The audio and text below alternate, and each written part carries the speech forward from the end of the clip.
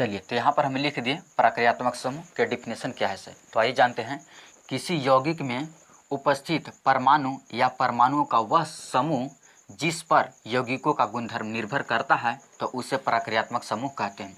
लिख तो दिया है यहाँ पर कि किसी यौगिक में उपस्थित परमाणु या परमाणुओं का वह समूह जिस पर यौगिकों का गुणधर्म निर्भर करता है तो उसे प्रक्रियात्मक समूह कहते हैं।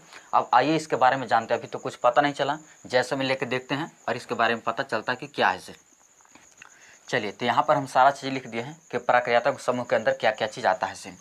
तो बोले थे कि 5 को टॉपिक होता है। पहला है हाइलाइट, दूसरा एल्कोहल, तीसरा एल्डिहाइड, चौथा कीटोन और पांचवा है कार्बोक्सिलिक एसिड। और यही 5 को टॉपिक में बारी बारी से सबके जानना है कि इसका अणुसूत्र क्या होता है, आईयूपीएसी नाम क्या होता है और संरचना सूत्र क्या होता है। तो सबसे पहले इसके बारे में जान लेते हैं। पहला पॉइंट पर है हाईलाइट, जिसका सूत्र हम लोग एक्स के द्वारा दिखाते हैं। एक्स से होता है हाईलाइट। और एक चीज़ नोट पॉइंट याद रखिएगा कि एक्स से होता है हाईलाइट और H2 से होता है हाइड्रोजन।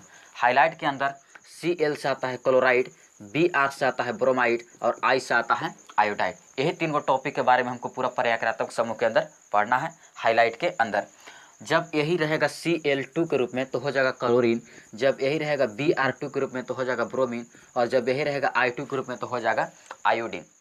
तो एक्स से होता है हाइलाइट और H2 से होता है हाइड्रोजन।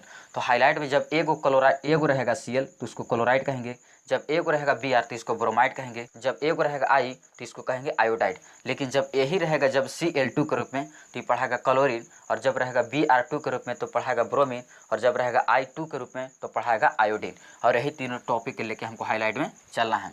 तो चलिए, प्रक्रियात्मक समूह में पहला जगह पर हाईलाइट है जिसको एक्स के द्वारा सूचित करते हैं।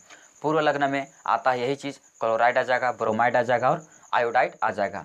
अनुलग्न में इसका नाम आइड जुड़ता है, लास्ट पॉइंट में आइड जाके जुड़ता है, जिसके संरचना सूत्र एक गो यानी कि वैलेंसी के द्वारा सब जुड़ा हुआ है। यानी कि क्लोरीन भी एगो संयोजकता है, ब्रोमीन के पास भी एगो संयोजकता होता है और आयोडीन के पास भी एगो संयोजकता होता है।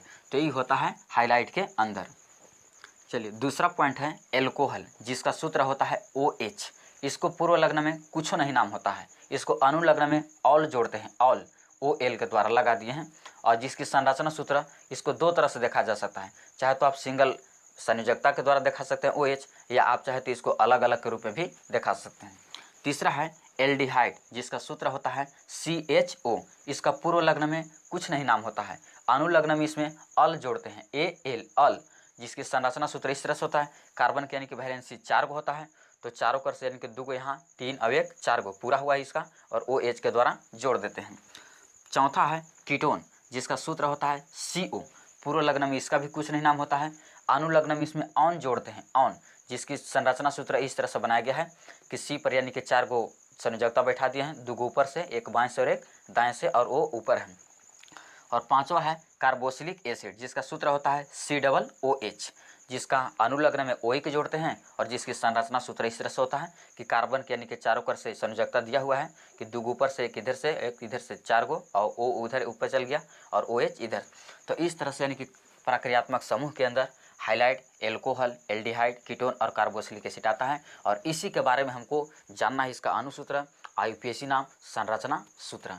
तो चलिए, इतना के सबसे पहले आप स्क्रीनशॉट कर लीजिए और इसके बारी बारी से आप जानते हैं।